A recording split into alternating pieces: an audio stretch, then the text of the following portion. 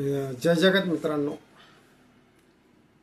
आजच्या या छोट्या रेळामध्ये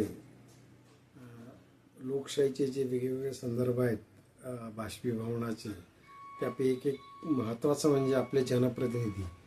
ते आपले जनप्रतिनिधी कधी कधी ही आपली कापून टाका, चिरून टाका, मारून टाका अशा पद्धतीची वक्तव्य करत असतात. त्यांची नावं मी घेणार नाही, पण त्यांना दोष देण्यात अर्थ नाही आहे. प्रश्न असा आहे की अत्यंत मोठी मोठी माणसं, उदाहरण घेऊया आपल्या शशी थरूर सरांचं. ते अत्यंत उच्च विद्याविभूषित आहेत आणि सत्याचे उपासक आहेत. सत्य म्हणजे काय तर किड्स नावाच्या कमेडी असं म्हटलं आहे की truth is beauty and beauty is truth. अत्यंत गुड लुकिंग आहेत.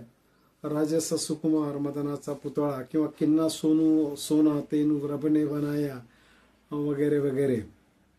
तर ते एकदा म्हणाले होते की मी काही या कॅटल क्लासने प्रवास करणारा माणूस नाही आहे. कॅटल क्लास म्हणजे मध्ये रेल्वेच्या ज्या जनरल बोगीज असतात त्याच्यामध्ये जी सामान्य माणसं, तिथे किती घाण असते, तिथे किती वाईट परिस्थिती असते. अरे बाबा, तू मंत्री राहिलेला माणूस आहेस, उच्च शिक्षित आहे, तुझं काम ती परिस्थिती पाहिल्यानंतर त्याच्यामध्ये सुधारणा कशा घडवून आणल्या जातील, ती परिस्थिती कशी बदलल्या जाईल याचा विचार करणे आणि त्याच्यासाठी काहीतरी सोल्युशन्स देणे किंवा त्याची उत्तरं शोधणे सभागृहामध्ये, की चित्र पुढे आणून किंवा हे असं असं आपल्या देशामध्ये चाललेलं आहे, एवढा संपन्न आपण आता जागतिक गुरु वगैरे होण्याच्या प्रयत्नात आहोत किंवा आणखी ते नसेल.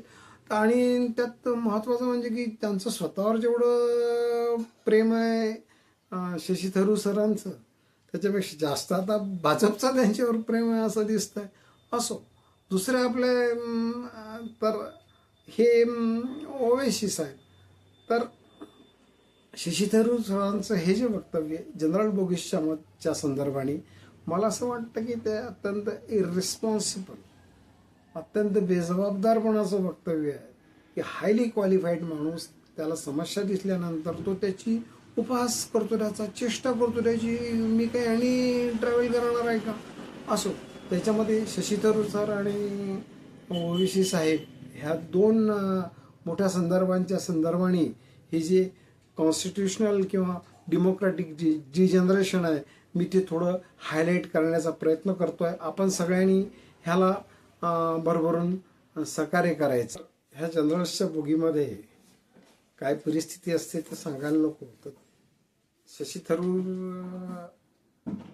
सर म्हणाले होते की मी काही कॅटल क्लासने प्रवास करणार नाही. आता प्रत्यक्षामध्ये एक जनप्रतिनिधी म्हणून, उच्च विभूषित माणूस म्हणून त्यांची परिस्थिती, ती परिस्थिती कशी हाताळल्या जाईल, तिथे काय सुधारणा होऊ शकतात हे व्यक्त करणे, हे त्यांचं बोलणं की मी कॅटल क्लासने प्रवास करणार नाही, हे काही कॉन्स्टिट्युशनल फ्रेममध्ये बसत नाही. म्हणजे एकंदरीत जे डिजनरेशन सुरू होतं कुठल्याही प्रक्रियेचं, एवढी मोठी मोठी माणसं. त्याच्यानंतर अत्यंत एक मोठं उदाहरण आहे आपल्या ओवेसी साहेबांचं. ओवेसी साहेब बाराट लॉ आहेत, बाहेर देशातून शिकून आलेले आहेत.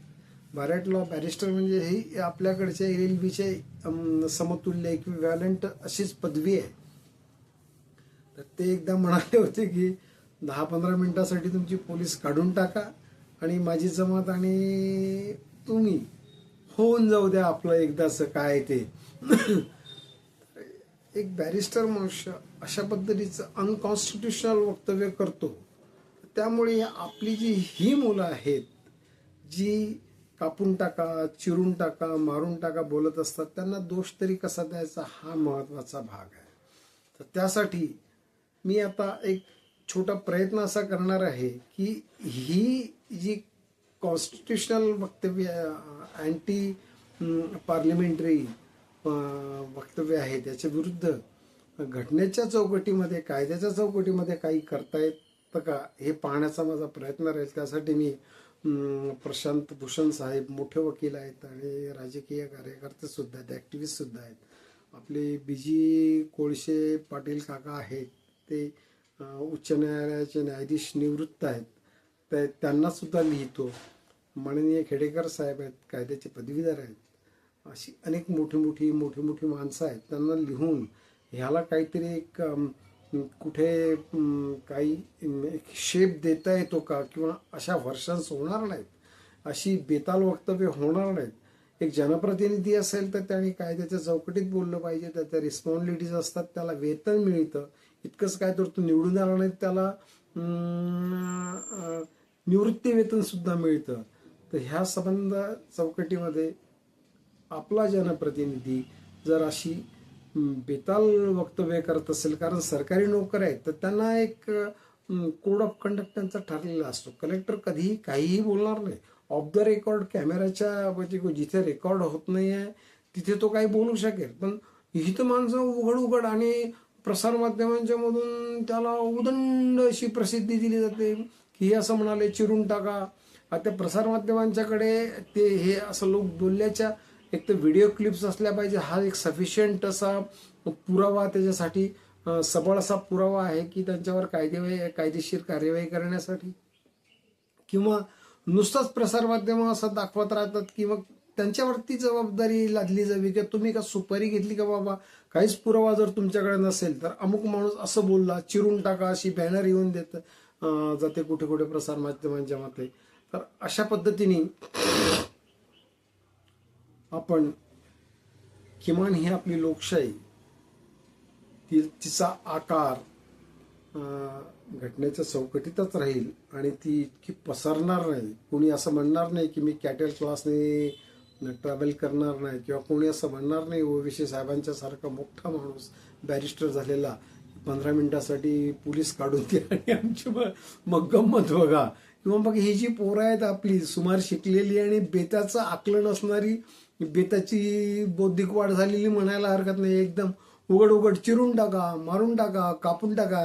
अलीकडे तर मी असं एक ऐकलं की तो त्याच्या प्रतिस्पर्ध्याला असं म्हणतोय की बाबा मला 50 मीटरच्या आतमध्ये दिसतो, बघ तुझी काय गंमत करतो मी. तर असो, इथे हा विषय मी थांबवतो. फार लांब ह्या अशी येळं होऊ नयेत आणि अशी हे विषय चर्चेला यावेत आणि त्यावर डिबेट घडून यावं.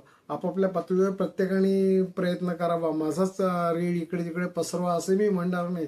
100-200 काय जे व्ह्यूज माझ्या व्हिडिओजला येतात ना, माझ्या दृष्टीने ते सफिशियंट आहे. अगदी लाखाने हजाराने एक दिवस व्हिडिओ लोड केला की एकदम 10,000 वगैरे असं नाही. तर असो, आपण मला टॉलरेट केल्याबद्दल धन्यवाद. आणि याच्यात आपल्याला काय सारे सहकार्य करता येईल ते माझ्या शेतकरी.संग्राम@gmail.com या पत्त्यावर कळवा. फोन नंबर पाहिजे असेल तर तोही मी देईन. आपण सगळ्यांनी मला टॉलरेट केल्याबद्दल धन्यवाद. जय जगत.